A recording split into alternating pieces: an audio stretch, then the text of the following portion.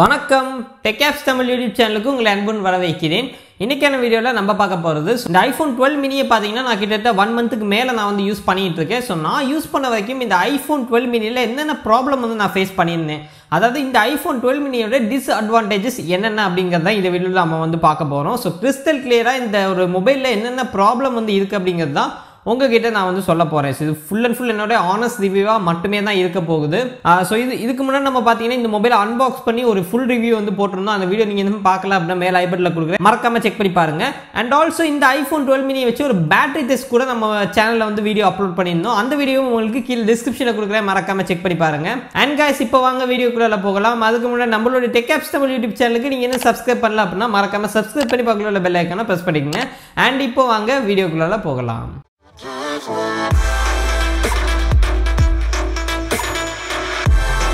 So guys, இப்போ first of all இந்த iPhone 12 mini பாத்தீங்கன்னா ஒரு 1 மந்த்க்கு மேல யூஸ் பண்ணிட்டு இருக்கேன். 1 மந்தா நான் இத பத்தி ஒரு 3 வீடியோ கிட்ட போட்டுருக்கேன் அப்படி நினைக்கிறேன். அந்த வீடியோ எல்லாமே நம்ம சேனல்ல இருக்கு, மறக்காம செக் பண்ணி பாத்துருங்க.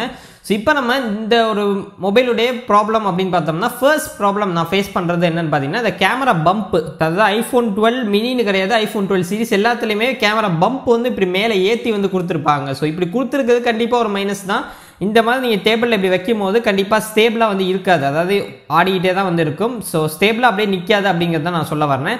ஆக்சுவலாக இந்த இடத்துல கேமரா வந்து கீழே அடிப்படுறதுனால நம்மளுக்கு ஒரு பயம் வந்து இருக்குது. அதாவது இந்த கேமராலேருந்து ஸ்க்ராச்சஸ் விழுந்துருமோ அப்படிங்கிற பயம் இருக்குது. ஏன்னா இது வந்து ரொம்பவே எக்ஸ்பென்சிவான ஒரு ஸ்மார்ட் ஃபோன் தான். ஐஃபோன் நம்ம வந்து விலை அதிகம் போட்டு வாங்கும் போது கண்டிப்பாக இந்த ஒரு விஷயம் நம்மளை வந்து ரொம்பவே நம்மளுக்கு கஷ்டமாக இருக்கும். ஏன்னா இதனால எதுவும் பிரச்சனை வந்துருமா அப்படிங்கிற மாதிரி இருக்கும். ஸோ அந்த ஒரு ப்ராப்ளம் நான் வந்து ஃபேஸ் பண்ணிகிட்டு இருக்கேன்.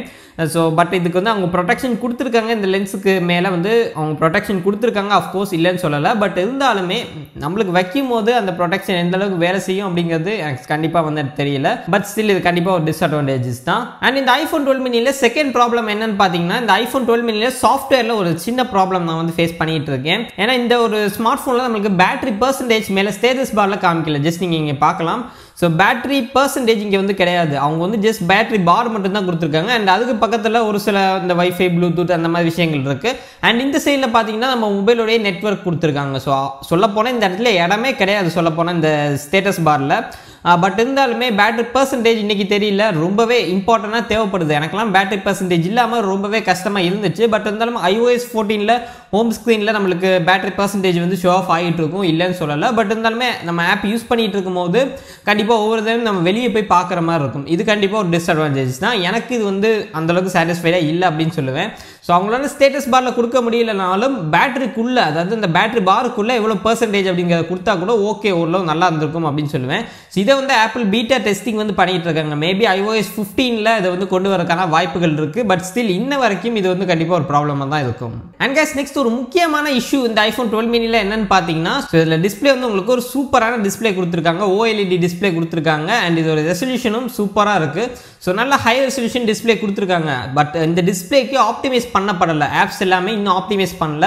ஃபார் எக்ஸாம்பிளுக்கு நீங்கள் வந்து இப்போ Asphalt 8 எடுத்துக்கிட்டீங்க அப்படின்னா சைடில் இந்த இடத்துல, அதாவது இந்த இடத்துல நீங்கள் பார்க்கலாம், சரியாக வந்து ஆப்டிமைஸ் பண்ணலை. அதாவது இந்த நார்ச்சுக்கு தக்க மாதிரி கரெக்டாக அது வரல. அதாவது iPhone 12 miniக்கு அவங்க நிறைய ஆப்ஸ், ஒரு சில ஆப்ஸ் கிடையாது, நிறைய ஆப்ஸ் வந்து ஆப்டிமைஸ் பண்ணாமல் வச்சுருக்காங்க.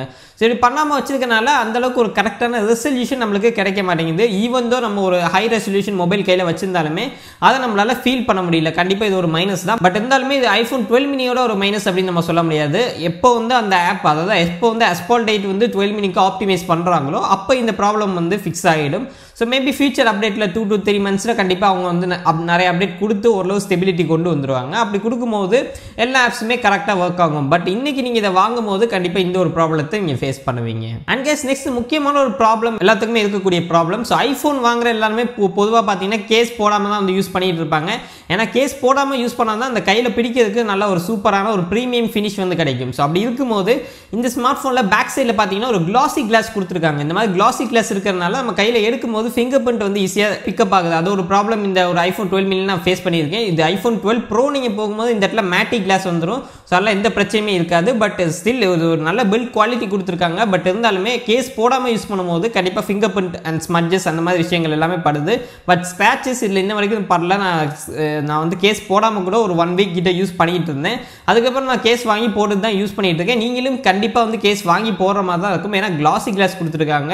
கண்டிப்பாக இதை நீங்கள் தொடச்சிக்கிட்டே இருக்கிற மாதிரி மாதிரி இருக்கும். அந்த ஒரு ப்ராப்ளம் நான் கண்டிப்பாக ஃபேஸ் பண்ணிட்டு இருக்கேன். அண்ட் நெக்ஸ்ட் பார்த்தீங்கன்னா இந்த ஐஃபோன் 12 மினியில் 3.5mm ஜாக் வந்து இல்லை. ஸோ இது வந்து ஐஃபோன் 12 மினிலன்னு கிடையாது, ஐஃபோன் 7க்கு அப்புறம் வந்து எல்லா மாடலுமே 3.5mm ஜாக்கை வந்து ஆப்பிள் வந்து ரிமூவ் பண்ணிட்டாங்க. ஸோ ஆஃப்கோர்ஸ் ரிமூவ் பண்ணி ரொம்ப நாள் ஆச்சு. பட் இருந்தாலுமே நான் இதை வந்து இயர்ஃபோன் கனெக்ட் பண்ணும்போது நம்ம ப்ளூடூத் இயர்ஃபோன் கனெக்ட் பண்ணி வந்து சாங்ஸ் எல்லாமே ப்ளே பண்ணி கேட்கலாம், எந்த பிரச்சனையுமே கிடையாது. பட் இருந்தாலுமே நம்ம மைக் கனெக்ட் பண்ணும்போது, இப்போ என்னுடைய மைக்கை நான் இந்த ஒரு ஐஃபோன் 12 மினியில் கனெக்ட் பண்ணும்போது எப்படி கனெக்ட் பண்ணுறது தெரியல. ஆக்சுவலாக நீங்கள் கன்வெர்ட்டர் வாங்கி யூஸ் பண்ணுற மாதிரி இருக்கும். ஸோ இதுவும் இந்த ஸ்மார்ட் ஃபோனுக்கு ஒரு மைனஸ் தான். அவங்க வந்து 3.5mm ஜாக் கொடுத்துருக்கலாம்.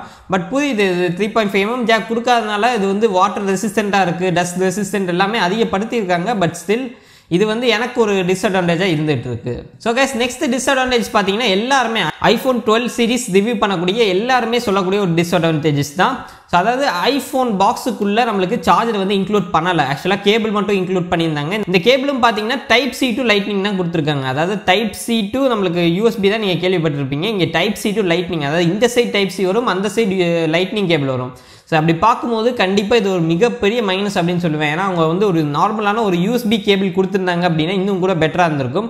ஏன்னா USB கொடுத்தாங்கன்னா இப்போ நம்ம வந்து ஆண்ட்ராய்ட் ஃபோனுடைய எந்த ஒரு அடாப்டரில் வேணாலும் நம்ம ஈஸியாக ப்ளக் பண்ணி யூஸ் பண்ணிக்க முடியும். ஸோ இது வந்து அவங்க டைப் C கொடுத்துருக்கனால டைப் C இப்போ வர எந்த ஆண்ட்ராய்ட் ஃபோன்லையுமே டைப் C நம்மளுக்கு வந்து அடாப்டரில் கொடுத்துருக்க மாட்டாங்க. இந்த சைட் தான் டைப் C கொடுத்துருப்பாங்க, இந்த ஒரு சார்ஜரில் இந்த சைட் டைப் C கொடுத்துருக்காங்க. அதுதான் ஒரு பிரச்சனை. பட் இதுக்கான ரீசன் இருக்குது. இதுக்கு வந்து எதனால டைப் C கொடுத்துருக்காங்க அப்படின்னு பார்த்தீங்கன்னா மெயினாக நம்மளுக்கு மேக், இப்போ நீங்கள் மேக் யூஸராக இருக்கீங்க அப்படின்னா கண்டிப்பாக இது ரொம்பவே யூஸ்ஃபுல்லாக இருக்கும். ஏன்னா நீங்கள் மேக்கோட கனெக்ட் பண்ணும்போது மேக்கில் வெறும் டைப் C போர்ட் மட்டும்தான் இருக்குது. ஸோ அப்படி இருக்கும்போது மேக்கே ஐஃபோனே கனெக்ட் பண்ணுறதுக்கு ரொம்ப ஈஸியாக இருக்கும். அது கண்டிப்பாக ஒரு ப்ளஸ் தான். பட் இருந்தாலுமே இதை நெக்ஸ்ட் ஜென்ரேஷன் ஆஃப் ஐஃபோன், அதாவது ஐஃபோன் 13ல இந்த ஒரு கேபிள் அவங்க கொண்டு வந்திருக்கலாம், இப்போ யூஎஸ்பியே கொடுத்துருக்கலாம். ஸோ ஏன் பண்ணாங்க அப்படின்னு தெரியல. பட் இருந்தாலுமே ஸ்டில் நீங்கள் வந்து இப்போ ஒரு மேக் யூஸராக இருக்கீங்க அப்படின்னா மேக்கோடைய அந்த அடாப்டர்லேயே நீங்கள் சார்ஜ் வந்து போட்டு யூஸ் பண்ணிக்க முடியும். ஃபாஸ்ட் சார்ஜிங் சப்போர்ட்டும் இருக்குது. ஆப்பிள் ஆஃபிஷியலாக அவங்களுடைய சைட்லேயே கொடுத்துருக்காங்க. நீங்கள் மேக் அடாப்டரை தாராளமாக நீங்கள் உங்களோட ஐஃபோனுக்கு வந்து யூஸ் பண்ணலாம். இதனால எந்த ஒரு டிஸ்அட்வான்டேஜஸும் உங்களுக்கு வந்து வரப்போகிறது கிடையாது. பட் ஸ்டில் நீங்கள் ஒரு மேக் யூஸராக இல்லை, நான் இப்போ தான் வந்து ஃபர்ஸ்ட் டைம் ஐஃபோனுக்கு வந்து ஷிஃப்ட் ஓவர் ஆகிறேன் அப்படிங்கிற பட்சத்தில் கண்டிப்பாக நீங்கள் ஒரு அடாப்டர் வாங்கணும். அடாப்டரோட ப்ரைஸ் பார்த்தீங்கன்னா அரௌண்ட் 2000 rupees வருது. அப்போ நீங்கள் மொபைல் வாங்கி எக்ஸ்ட்ராவாக 2000 rupees கண்டிப்பாக இன்வெஸ்ட் பண்ணுற மாதிரி இருக்கும். ஸோ அந்த ஒரு ப்ராப்ளம் இந்த ஐஃபோன் 12 மினியில் கண்டிப்பாக இருந்துட்டு இருக்கு. ஆண்ட்ராய்ட்லேருந்து ஷிஃப்ட் ஓவர் ஆகிறீங்கன்னா கண்டிப்பாக இது ஒரு ப்ராப்ளமாக இருக்கும். நீங்கள் ஆல்ரெடி ஒரு ஐஃபோன் வச்சிருக்கீங்க அப்படின்னா அந்த சார்ஜரை யூஸ் பண்ணிக்கலாம். பட் ஃபாஸ்ட் சார்ஜிங் உங்களால் எக்ஸ்பீரியன்ஸ் பண்ண முடியாது. பட் ஸ்டில் அதை வந்து நீங்கள் யூஸ் பண்ணிக்கலாம். ஸோ கைஸ் இப்போ ஃபைனலாக ஒரு டிஸ்அட்வான்டேஜஸ், கடைசியான ஒரு டிஸ்அட்வான்டேஜஸ் என்னன்னு பார்த்தீங்கன்னா, அதாவது ஐஃபோனில் இருக்கக்கூடிய ஃபேஸ் ஐடி வந்து செக்யூர் கிடையாது அப்படிங்கிற மாதிரி நான் வந்து சொல்கிறேன். ஸோ இதை வந்து நான் எப்படி சொல்கிறேன்னு பார்த்தீங்கன்னா, இப்போ பொதுவாக என்னுடைய வீட்டில் நான் வந்து ஃபேஸ் ஐடி ஆல்ரெடி ரெஜிஸ்டர் பண்ணியிருக்கேன். ஸோ என்னுடைய அப்பா வந்து ஆல்ரெடி ரெஜிஸ்டர் பண்ணியிருக்காங்க. ஸோ ஆக்சுவலாக 2 ஃபேஸ் ஐடி தான் ஒரு ஐஃபோனில் வந்து வைக்க முடியும். ஸோ அப்படி இருக்கும்போது நான் 2 ஃபேஸுமே வந்து வச்சுட்டேன். ஸோ அதுக்கப்புறம் என்னோட பிரதர் வந்து இந்த ஐஃபோன் 12 மினியை ஓப்பன் பண்ணும்போது அவருக்கு வந்து அன்லாக் ஆகிடுச்சு. ஸோ அதான் எப்படின்னு தெரியல, அன்லாக் ஆகிடுச்சு. அப்போ ஃபேஸ் ஐடி வந்து செக்யூரிட்டி இல்லை அப்படிங்கிற மாதிரி எனக்கு உள்ளே வந்து தோணுச்சு. பட் இதை வந்து நான் இன்னும் கொஞ்சம் ரிசர்ச் பண்ணி பார்த்ததில் ஆப்பில் வந்து நிறைய விஷயங்கள் ஃபேஸ் ஐடிக்கு பின்னாடி இருக்குது அப்படின்னு சொல்கிறாங்க. ஸோ அதெல்லாம் கேட்கும்போது ஃபேஸ் ஐடி அந்தளவுக்கு செக்யூர் இல்லை அப்படின்னு தோணுது. ஸோ ஆப்பிள் மெயினாக என்ன சொல்லியிருக்காங்கன்னு பார்த்தீங்கன்னா, இப்போ ஃபேஸ் ஐடின்னு கிடையாது, நீங்கள் டச் ஐடி எடுத்துக்கிட்டாலும் சரி, ஃபேஸ் ஐடி எடுத்துக்கிட்டாலும் சரி, இது ரெண்டுமே வந்து 100% செக்யூர் வந்து கிடையாது அப்படின்னு சொல்லியிருக்காங்க. ஸோ இது ரெண்டுமே 100% உங்களுடைய மொபைலை வந்து செக்யூர் பண்ண போகிறது கிடையாது.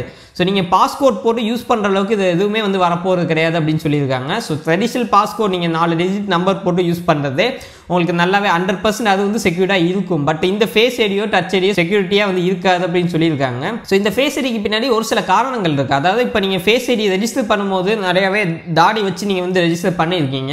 ஸோ அடுத்த நாள் ஃபுல்லாக நீங்கள் க்ளீன் சேவ் பண்ணிட்டீங்க அப்படின்னா ஃபேஸ் ஐடியெல்லாம் ஆக்சுவலாக உங்களோட ஃபேஸை டிடெக்ட் பண்ண முடியாது. அது அப்போ பாஸ்வேர்ட் கேட்கும். அந்த பாஸ்வேர்டை நீங்கள் கொடுத்து அன்லாக் பண்ணோன்னே அந்த இப்போ இருக்கக்கூடிய உங்களுடைய ஃபேஸை உங்களோட அப்பியரன்ஸ் வந்து அதை அப்படியே ஸ்டோர் பண்ணிடணும். ஸ்டோர் பண்ணதுக்கப்புறம் அது வந்து அந்த ஒரு ஃபேஸுக்கு வந்து திறக்க ஆரம்பிச்சிருந்தது தான் ஆக்சுவலாக அதில் இருக்கக்கூடிய ஒரு விஷயம். ஸோ இந்த விஷயத்தை ஒரு சில நேரங்களில் அது தப்பாகவே வந்து பயன்படுத்துது. அதாவது இப்போ என்னோடய ஃபேஸ், என்னுடைய பிரதர் ஃபேஸ் கிட்டத்தட்ட பார்க்க ஒரே மாதிரி இருக்குது அப்படி இல்லை, பட் கிட்டத்தட்ட பார்க்க ஒரே மாதிரி இருக்குது அப்படின்னா கூட என்னுடைய பிரதருடைய ஃபேஸ் அதை வந்து டிடெக்ட் பண்ணிடுது. ஸோ அதனால் ஐஃபோன் வந்து அன்லாக் ஆகிடுது. ஸோ இந்த ஒரு ப்ராப்ளம் கண்டிப்பாக ஐஃபோனில் இருந்துகிட்ருக்கு. பட் இருந்தாலுமே நம்ம ஃபேமிலிக்குள்ளே தான் இப்போதைக்கு நான் ஃபேஸ் பண்ணிகிட்டு இருக்கேன். ஸோ வெளிநபர்கள் வந்து இந்த மொபைலில் ஆக்சுவலாக வெளிநபர்கள் நிறைய பேர்ட்டு நான் கொடுத்துருந்தேன். ஸோ ஸோ அவங்களாம் யூஸ் பண்ணப்போ ஃபேஸ் ஐடி வந்து டிடெக்ட் ஆகலை, நல்லா செக்யூர்டாக தான் வந்து இருந்துச்சு. பட் என்னோட பிரதருக்கு மட்டும் அது வந்து டிடெக்ட் ஆச்சு. இது கண்டிப்பாக எனக்கு ஒரு மைனஸ் தான், இல்லைன்னு சொல்லலை. பட் இருந்தாலுமே வெளிநபர்களுக்கு போகாத வரைக்கும் சந்தோஷம். ஸோ அதனால எனக்கு வந்து இது வரைக்கும் ஃபேஸ் ஐடினால எந்த பிரச்சனையுமே கிடையாது, உள்ள பிரதர்னால ஒன்றும் ப்ராப்ளம் கிடையாது அப்படின்னு சொல்கிறேன். மேபி உங்களில் யாருக்காச்சும் வெளிநபர்கள் ஐஃபோன் எடுத்து அன்லாக் ஆயிடுச்சு அப்படின்னா கீழே வந்து கமெண்ட் பண்ணுங்க. ஸோ அது மாதிரி பொதுவாக ஆனதில்லை அப்படின்னு நினைக்கிறேன். ஸோ கைஸ் இப்போ ஃபைனலி இந்த ஐஃபோன் 12 மினியில் இருக்கக்கூடிய ப்ராப்ளம் அவ்வளோதான். ஸோ இதுதான் டிஸ்அட்வான்டேஜஸ் நான் இந்த ஐஃபோன் 12 மினியில் ஃபேஸ் பண்ணிட்டு இருந்தேன். இது எல்லாமே சின்ன சின்ன பிரச்சனைகள் தான். ஸோ பெரிய அளவில் இது டிஸ்அட்வான்டேஜஸ் அப்படின்னு சொல்கிற அளவுக்கு எதுவுமே வந்து கிடையாதுங்க. சின்ன சின்ன ப்ராப்ளம் எல்லா மொபைல்லையுமே பொதுவாக இது வந்து இருக்க தான் செய்யும். நீங்கள் ஒன் ப்ளஸ் எடுத்துக்கிட்டாலும் சரி, சாம்சங் எது எடுத்துக்கிட்டாலுமே சின்ன சின்ன டிஸ்அட்வான்டேஜஸ் அதில் இருக்க தான் செய்யும். ஸோ என்னை பொறுத்த வரைக்கும் ஐஃபோன் 12 மினியில் இந்த டிஸ்அட்வான்டேஜஸ் இருக்குது. இதெல்லாம் ஓகே அப்படின்னு நினச்சிங்கன்னா தாராளமாக இந்த ஐஃபோன் 12 மினியை எடுக்கலாம். ஸோ நான் 1 மந்த் யூஸ் பண்ண வரைக்கும் இந்த ஐஃபோன் 12 மினி சூப்பராக இருந்துச்சு, ஒரு பர்ஃபெக்ட் ஸ்மார்ட் ஃபோன் அப்படின்னு சொல்லுவேன். ஸோ இதுலேருந்து வரக்கூடிய பெர்ஃபார்மன்ஸ் அண்ட் பேட்டரி பேக்கப் எல்லாமே சாட்டிஸ்ஃபைடு தான், எந்த ஒரு பிரச்சனையுமே இல்லை. இந்த டிஸ்அட்வான்டேஜுமே கன்சிடர் பண்ணுற மாதிரி தான் இருக்குது, பெரிய அளவில் டிஸ்அட்வான்டேஜஸ் கிடையாது. ஸோ கைஸ் இந்த வீடியோ பிடிச்சிருந்துச்சு அப்படின்னா லைக் பண்ணுங்கள், பெரிய அப்படின்னா தாராளமாக டிஸ்லைக் பண்ணலாம். பட் நம்ம சேனலுக்கு மறக்காமல் சப்ஸ்கிரைப் பண்ணி பக்கத்தில் உள்ள பெல் ஐக்கானை ப்ரெஸ் பண்ணிக்கோங்க. அண்ட் மீண்டும் உங்களை அடுத்த வீடியோ சந்திக்கிறேன். நன்றி, வணக்கம்.